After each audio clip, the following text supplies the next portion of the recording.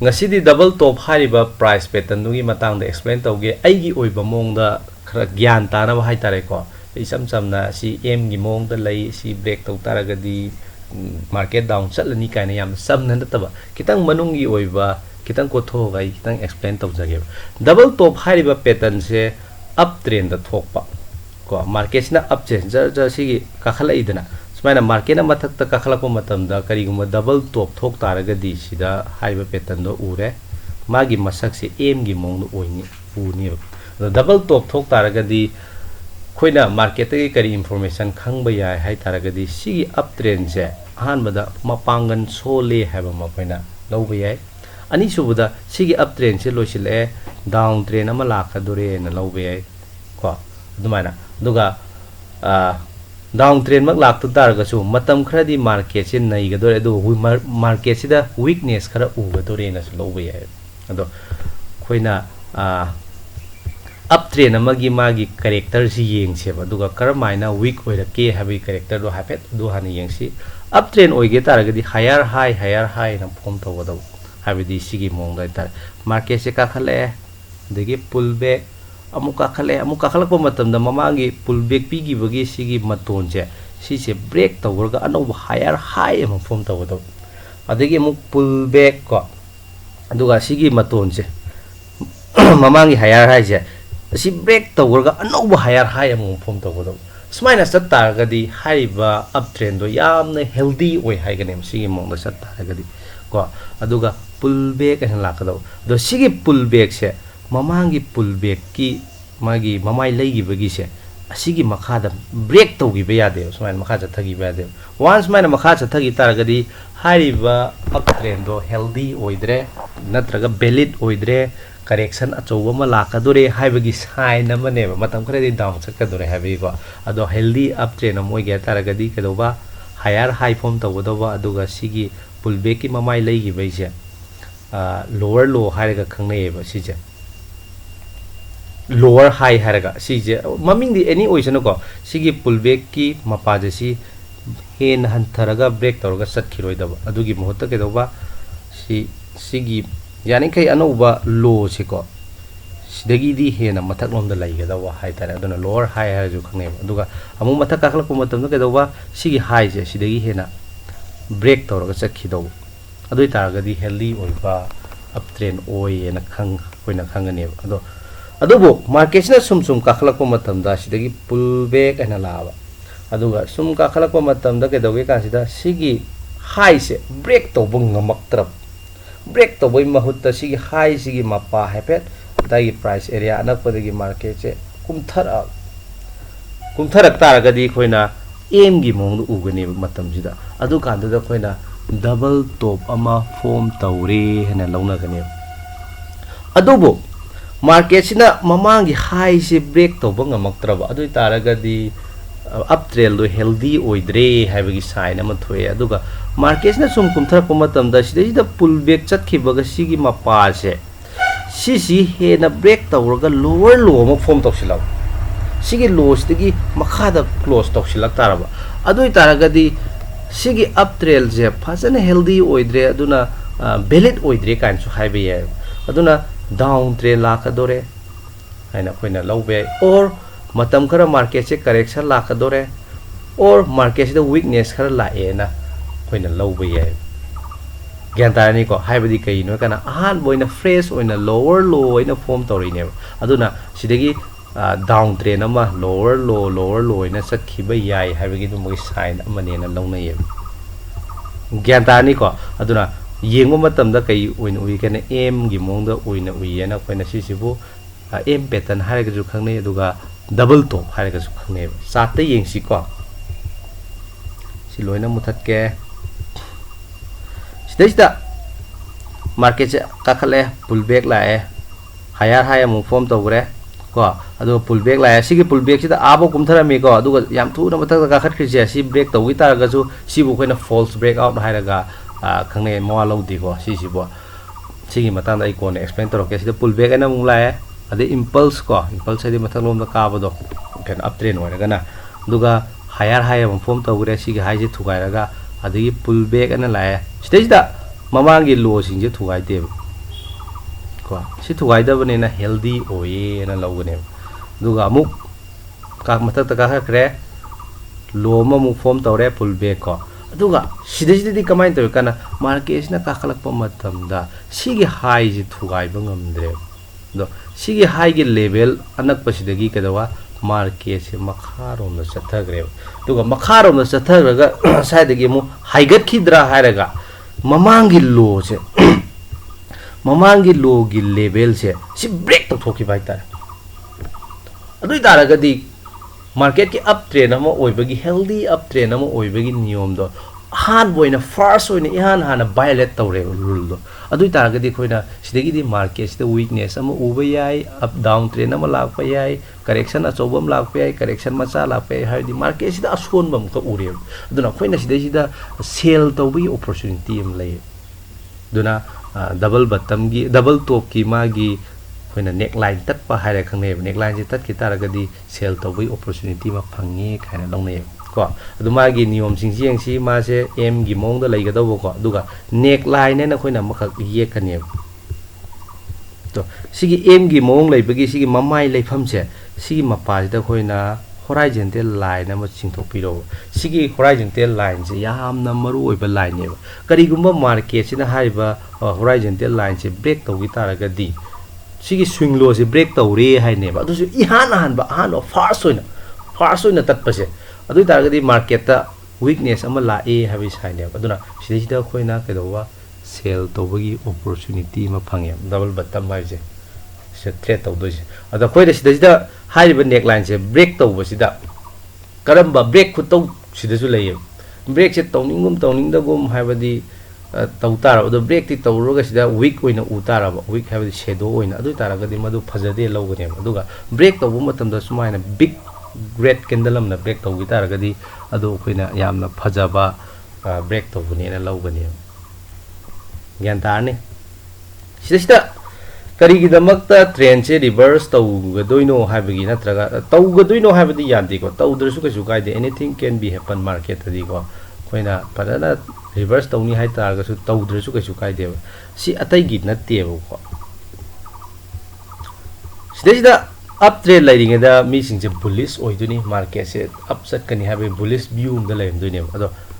up trend laiba matam da buy taw kangu sing se moi gi stop loss se kai da thamangune kana sumba swing low si gi makha da thamme stop loss buy taw mi gi stop loss si kaino sell order ne market sina sum kum thrak matam da si ma pa yaw ta ga di sell ta thokro ha ba sine sida mayam gi stop loss se chabun lay ko any pullback ki makha sida su chabun lay ngone stop loss have se buy order ni ko ada sida su chabun le ngone aduna mayam stop loss se kai de le ji khang da ne duga sida su chabun le ngone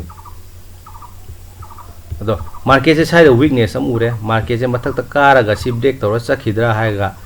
satre aduga kai dawge kan sida sigi neckline ma pa se si makha da break taw thar ko matam da sai da buy tarom ba kangu sing do once sigi neckline se break tawgi taragadi mayam gi stop loss thampam teri da change price aduna kedawe kana mayam gi stop loss to trigger tawgo hore ado stop loss habadi buy order ne habadi stop loss habadi sidadi sell order ne market sina up chatpa matam da ko buy tawbo mi gi stop loss se sell tawbo mi gi stop loss se buy order ne sidadi da market se buy tawmaga bullish view le ram mayam do sigi ma pa jodi exit tok thok ne adu targadi moin exit tok thong ba ha se buy tawm do sell taw dui ne adu targadi market si selling pressure ma piram me buyer sing do ke do ba moin selling pressure ma piram me hai ba neckline tat ma pa si adu gi mathak ta mo khoina trend si reverse taw dure na ngai re ga leiba kangu sing do hai ba di once sigi keno se sigi low se break tawgiba aduga sigi high se break tawba ngamdabida makha gi sigi low se break tawgiba haba se market se reverse tawgaduri na yengiba kangu singdudadi si matam sidadi moina sell tawningba kangu hai tare ko adugi di uptrend sina kari gumba weakness or ko matam da sell tawdune adu uptrend se valid oidre sima pa sida sell tawthogi ena direct changa market sida sell tawba kangu khra lai adura haiba mapa sida yamna chawba selling pressure am lai adugi pressure duna maram oiga market se down chala le habagi smaina khoina view oina over sphere gyan ta ni ko aduduna double bottom thok targadi market si reverse to hale aje ado every time tawgadra habadi tawroi market adi every time sumni have laite tawadabu anam matamda walk tawe aduduna nepsi gi pattern ji am powerful way ka haje trade se kamai tawni hai taragadi sigi neckline me mapa je smana sum chingthok piro si yamna kanba support resistant oina ek tawgani ko aduga once the break tawraba aduga break tawriba candle sigi close se sigi candle sigi close degi direct sell tawba yare aduga stop loss ti mai gini ko stop loss ti mai gini di atai na te sida lariki niyom da di sai da stop loss thamu kai haibne adu yam chawman gareba ai hapetang niyom je taksara ke ko ado ai di sigi mong da di trade mak tawde ko sida break tawgre koina market sida sell tawge ta gadi sigi break tawba ma pa sida sell tawbe yare aduga yamna aggressive oiba trader oita gadi break ek tawgi baga sell taw yare adubo karigumba false breakout oigi ta gadi moidi upai leite adubo risk to reward khara sum chaw bai tare aduna trade tawbagi mai mong se loina advantage amani disadvantage mafam khuni mak to loi leigani sida karigumba noina sell taw ta gadi stop loss se kaida thamba yai kana like तदी सीजीगी top सी मथक थमो हाइबने अदो stop loss याम सावे अदो ख्वाइदिगी फबा स्टॉप लॉस हाइ तारगदी सिदेजिदा मार्केट से कुमथरक पदियो लोअर लो इन कुमथरक इदना अदुगा सिगी ममाइ लेफमगी मथक से सिदेजिदा थमबसिना सेप ओइगने सिसिम यारे सिजु स्टॉप लॉस याम सावरी को अदुगा अतोपा मा high तारगदी once sigi hana si support oira mane ko once support se break to gitar gadi hariba mafam se resistant oine ek tawgane aduna stage da kari gumba sell taw taraba adu taragadi yariba makhai di hariba resistant je sigi khara makhai mathak chalaga thamba sina khwadi base name aduga khwadi gi base oire si kaino kana sigi angang ba red candle je sigi mathak ta thamba sina amuhena di phare ko adu mai gi kaino ni trading ku tawse mayam yai bisida aduga market se break chat pasida angam candle se chawman gre ta na satha gre hai taragadi khoina pull back ngai raga su trade tawbe bisida pull back la ko matam da hana support oirambodo sida break tawgre valid oidre adu taragadi sida resistance on actor sidagi khoina sell tawbu su kasu kaide ko hai ba support and resistance makha ta na sum valid oigini market se kumthare amuka khale sida su ke doba resistant oine ek torome ko sumaina khoina market si weakness amba khoina uba yai sidagi makha da matam khra di makha da down khra di salame dana phare duga khoina analyze to matam da khoina support and resistance achoba ama yengaga su yengba yai maram di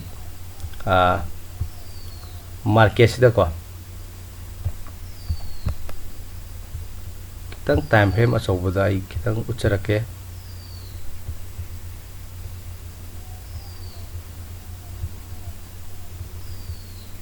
saida pe ucharake ko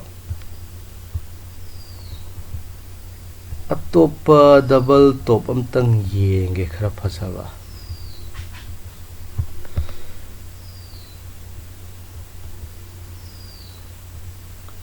double top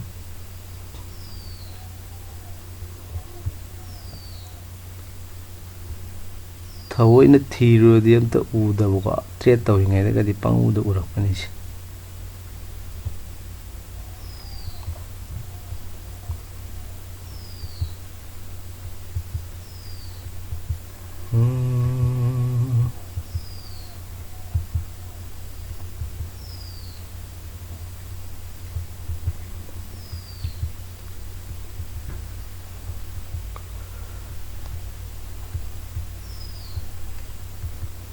thawoi na thiro di ude do ubudi mem ure boka adaina support and resistance sinaraga hapetang keno mata ke tawbune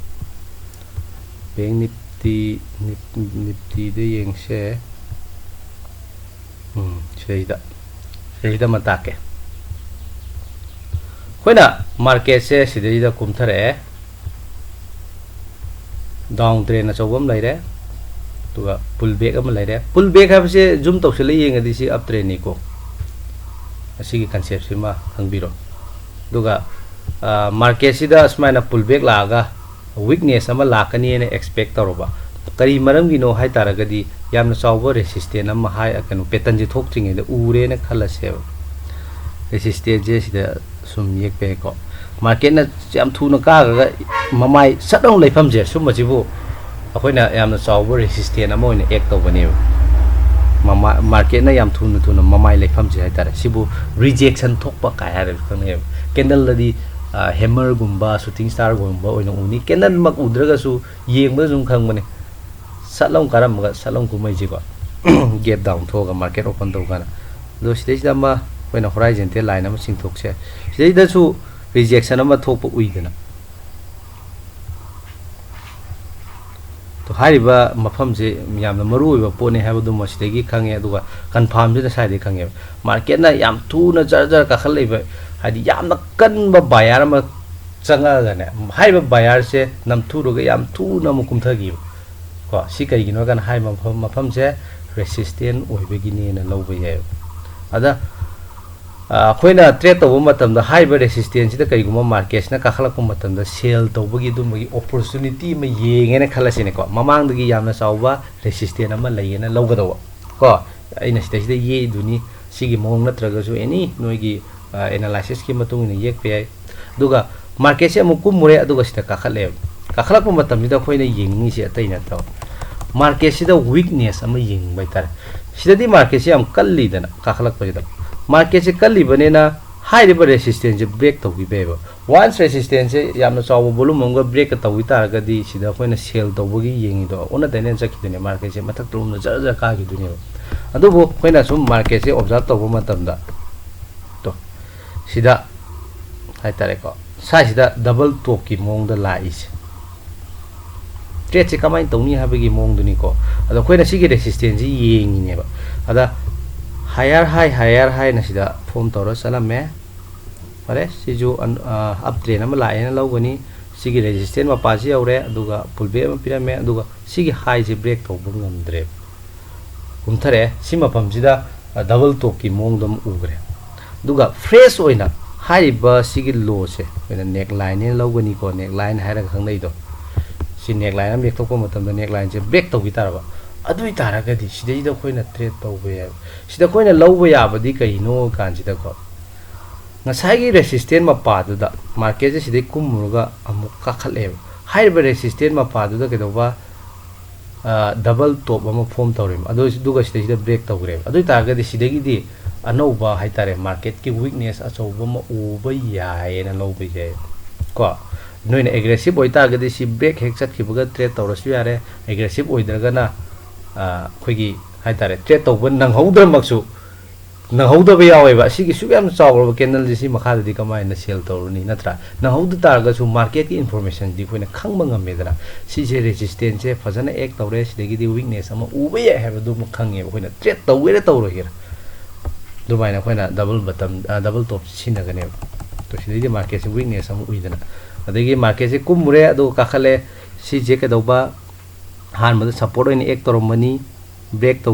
already valid oide resistance on ek tawrani duga market na mu ka khalak matam da high ba resistance ma pa yore ada sidai da any weakness am uta ga di khoina sell to boy opportunity phangani sidai da sell to tawraga any chumgani habadi laiti ko adu magi nium du gi wari ni ko to si weakness amane market yam thu na ka khaga mathang kenda yam thu na tarai je sijibu rejection haira khangni bu sumaina sigi neckline ma pada rejection thok ta ga di sidagi sumu sell to bai opportunity ma khoina phangba ya ko sidagi down cha kinya ba leiti ko up ka gi biswe do nium du gi wadi ni da sumaina sum cha kita ga di probability di wangani habi wane da ko kumdi kumai da asumna khoina double top amadi double bottom je khoina trade tawgani duga kitang lusin na analyze tawge hai taragadi open interest ki magi concept to sinaraga yam phajana su trade tawba yai maramdi kai no kansida size da sigi price hai taragani yali 17600 sida magi round figure ni 17600 hai ba strike price sida yamna chawba call writing ama develop tawreng khalone open interest ta sigi posi kari gumba somna khangda tar ga tasillo ai hengwai explain tawrakini open interest haba se price action da uriba magi kaino do support and resistance do adubu mana support tawbi haitare ko haidi open interest ta ju utara gadi khoine phajaina lawgani maram di smart money sina karmaina trade tawe habje open interest tai ubo phangbai tare khudam moina haibada sigi strike price 17600 haiba strike price da karigumba yamna chawba call writing ama laitara gadi adu taragadi haiba mafam do yamna kanba resistant amani na lawgani aduga haiba mapadu da pattern je tho amaga break tawi taragadi resistant do phajana ek tawre phajana ngakre odidi market to down satni habi view ka uba yai smaina khoina double top se trade tawe habi niyom duni uchari se mathangi video dadi double bottom gi matang da muk thamjage price action gi matang sida ngasi di matang sai da losin jarage mathangi video da muk thengnarase